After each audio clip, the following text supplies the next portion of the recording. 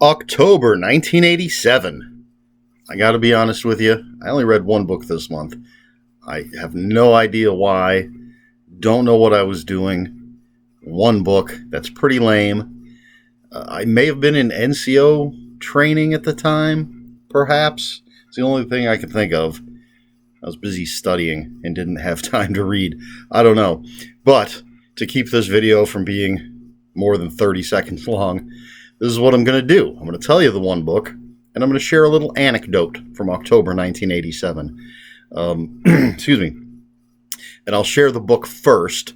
So if you don't care about the anecdote, you can just hear about the one lousy book I read and then shut the video off. But come on, do you really want to do that? You want to hear this anecdote, don't you?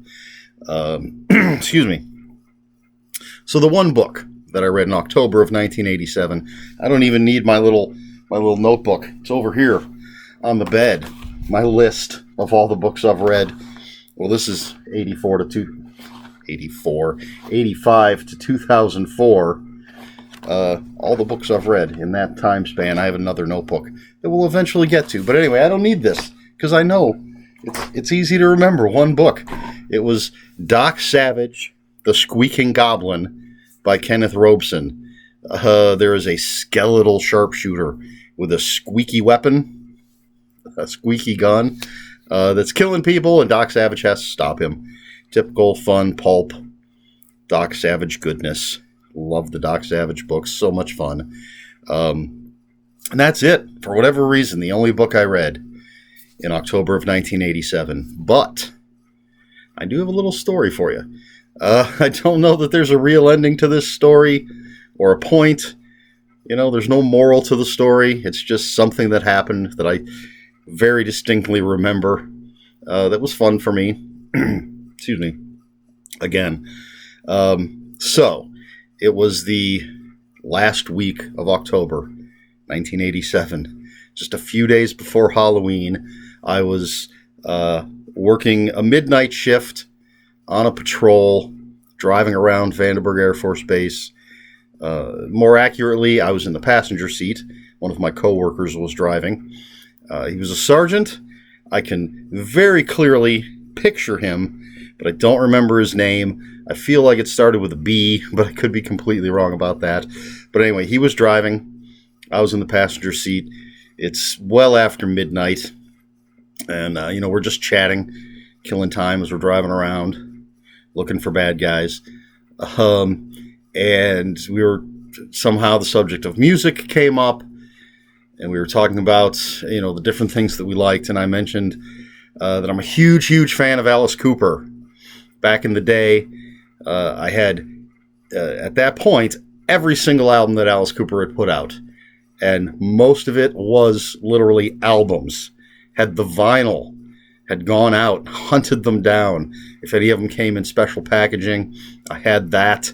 Like $1 Billion Babies. It was like a wallet that you could open up.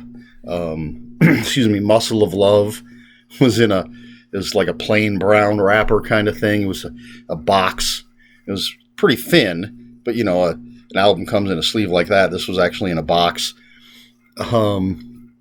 So mentioned that I'm a huge, huge fan of Alice Cooper, and the guy I was riding with, he says, "You're into that demonic shit, aren't you?" I was like, "Yeah, man, horror. It's great. I love it." And I took a cue from Twilight Zone, the movie, and I said, "You want to see something really scary?" He's like, "What are you talking about?" I was like, "Pull over. I'll show you something really scary." And he starts getting a little jittery. I'm like, "Come on, man. Pull over. I'll show you something really scary." And seriously, he turns to me, he says, "Are you a demon?" I'm like, "No, man, pull over. I'll show you something scary." It's like, "Look, man, you better not be a demon." And I just go, "You want to see something scary? You pull over. I'll show you something really scary." It's like, "Look, if I pull over and you're a demon, I'm going to shoot your ass." He never did pull over. But he did say, he's like, "Look, man, you better not be a demon, but if you're not at work on Halloween, I'm going to know something's up." So like I said, he never pulled over, so I never got to show him something really scary. And just coincidentally, I happened to have requested Halloween off so I could go to Disneyland or Disney World. I can never remember which one's in California, but whichever one it is, I was going with some friends, so I had Halloween off. And my coworker was a little nervous around me for a little while after that. And that's it. See, there's no point. It's just something that happened. I thought it was funny, and his reaction really was crazy. Because come on, do I look like a demon to you? But anyway, that's just something that happened in October 1987. And I will mention, I have a dead zone in my head apparently, because no matter how many times somebody tells me, I can never remember which theme park is in California, whether it's Disneyland or Disney World. Anytime it comes up, I ask, people tell me which one it is, and then it's immediately gone out of my brain. I did not have an accident where I fell through the ice when I was a kid. I did not develop any sort of psychic powers, but apparently I have a dead zone in my brain for that. That, and I can never remember which actor is Keith David and which actor is David Keith. Just can't. I don't know. So I always just say David Keith David. No matter which one I'm talking about. Oh, did you see that TV show? David Keith David was on it. But anyway, all right. So that's it. That's all I've got. This is really short. One book, The Squeaking Goblin, a Doc Savage book, and a stupid little anecdote from October 1987. That's it. I don't know what else to say. Next week for you guys, next month for my list, I got quite a few books here. And, let me see. Let's go back to 1987 now. I picked up the notebook. Holy cow. 1, 2, 3, 4, 5, 6, 7 books in November. What's that about?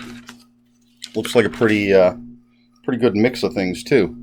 But anyway, and another, not quite an anecdote, just something else I'm going to share. But that's it. That's all I got. So until next time, read more books.